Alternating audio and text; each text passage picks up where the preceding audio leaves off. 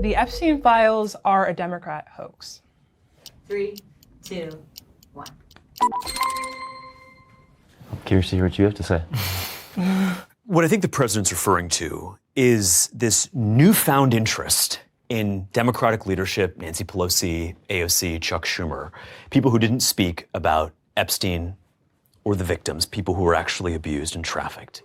For 4 years, President Biden, Merrick Garland had the DOJ. They could have released these files.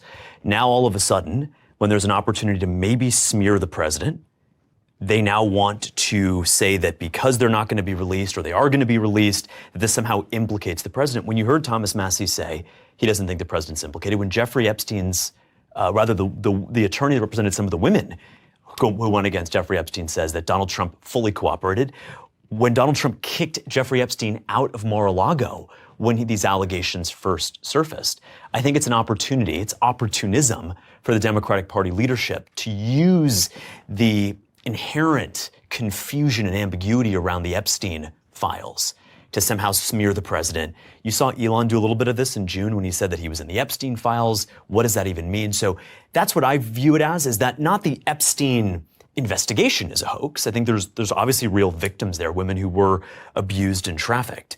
But this newfound concern on the Democratic Party, and I got to say for myself too, some Republicans like Thomas Massie, who I consider to be a grade A grandstander, he tweeted about Epstein 4 times prior to Donald Trump's second term, 76 times since Donald Trump took office. So it's a wedge that's being used, I think, to divide the party, to divide the country, and to hurt Trump.